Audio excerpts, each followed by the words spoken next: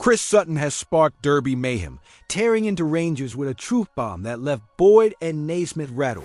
Vaclav Cerny, he exploded at Ibrox, smashing the dugout in a rage after Barry Ferguson hauled him off. Meanwhile, Jimmy Dunne is set to become one of the most wanted free agents in the championship, and Hearts are in the spotlight again as John Robertson backs a bold name to take over in Gorgie. And just when you thought the drama was done, Brendan Rodgers defends Daizen Maeda after a massive Derby miss with a wild twist you did not see coming. Subscribe now, because when we hit 1,000 subscribers, someone's getting a brand new shirt from their favorite SPFL club.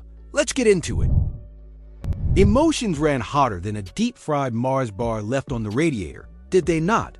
Vaclav Cerny, the man brought in with a bit of flair and a lot of promise, absolutely lost a ragged Ibrox after being subbed off during what was shaping up to be a proper nail-biter. Score tied, tension thick, and just when Rangers needed a spark to push back against a relentless Celtic press. Barry Ferguson, in his role as interim gaffer, made the bold call to yank Cerny and Badgemy for Hagi and Igamain. Now, anyone who has watched Cerny knows he is not the type to go quietly, and he definitely did not. He stomped off like a man who had just seen his winning scratch card blown into the Clyde. Straight past Ferguson, no eye contact, no handshake, straight to the dugout. Then came the elbow, not on a player, thankfully, but on the dugout itself. The poor thing never saw it coming. And while the fans were left scratching their heads, it was substitute keeper Jack Butlin who stepped up as peacemaker, trying to calm Cerny down like a bouncer at checking out time. Even Scott Arfield, watching on from the studio, could not hide his shock. He thought Cerny had been one of Rangers' best attacking threats, and frankly, so did a lot of fans. Chris Sutton, never one to let a Rangers moment slide quietly, even threw a bone to the blue half by calling Cerny someone the fans would probably want to keep next season. But what does it say when your most fired up player is the one being dragged off while the team is under pressure from your biggest rivals? Was Ferguson trying to save legs, manage tempers, or did he just not fancy Cerny's chances down the stretch? Was Barry Ferguson right to take Cerny off in a moment like that? Or has he just guaranteed the winger will not want to stick around next season? Right then, here comes a rare one in modern football, a free agent everyone actually wants. Jimmy Dunne, the big Irish centre-back who once wore the maroon of Hearts and the red and white of Sunderland, is about to become the most popular unattached lad in the championship barbecue this summer. Dunn has just wrapped up a cracking season with Queen's Park Rangers, playing in 45 out of 46 league matches, which, in championship terms, basically makes him Wolverine. That kind of consistency is like gold dust, and pundits like David Prutton are not hiding their admiration. He reckons Dunn will be a hot commodity the moment the window swings open. And with his contract at QPR up, the lad holds all the cards. Now, this is where it gets interesting. QPR boss Martí Cifuentes, currently on gardening leave, probably trimming hedges and thinking about inverted full-backs, had made it clear that Jimmy was a cornerstone of the team. Heart, soul, passion, leadership, all the good stuff. But somewhere along the way, nobody picked up the phone to get the lad's deal sorted. Dunn himself admitted he had not even had a conversation about it. Not one. That is like going to a wedding and forgetting to invite the group. And do not forget the Hearts connection. Dunn might have only been in Gorgie for a quick spell, but he left an imprint bigger than a center-back's boot on a striker's ankle. He still speaks fondly of Tynecastle, of the history, the war memorials, the fans who respected the blood and sweat more than the scoreboard. Honestly, it is the kind of sentiment that makes you believe there is still a bit of soul in football, somewhere, buried under a pile of transfer rumors. So with all that in mind, you have got to wonder what QPR are playing at. Letting a leader like that go for nothing is not just bad business, it is a proper head-scratcher.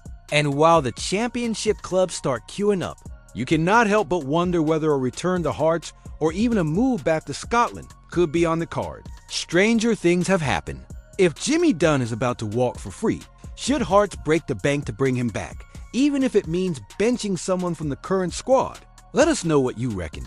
Is it nostalgia talking, or would Dunn genuinely raise the bar at Tynecastle?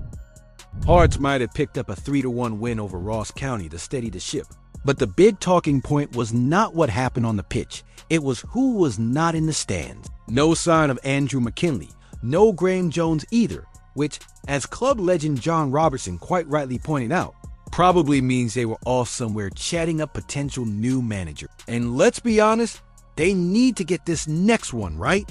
No spin, no slogans, just someone who can actually get the best out of a squad that has looked like it needs a group therapy session more than a tactics board. Robertson, ever the realist, says there is no clear favorite in the race. But Alan Preston, speaking on the same panel, went all in on Derek McGuinness, and he made a fair case.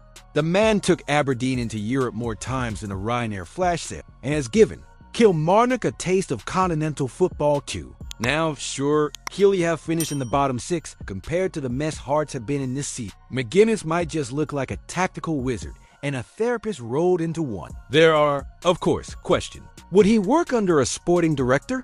Would he buy into the analytics and data-driven direction the club says it wants to follow?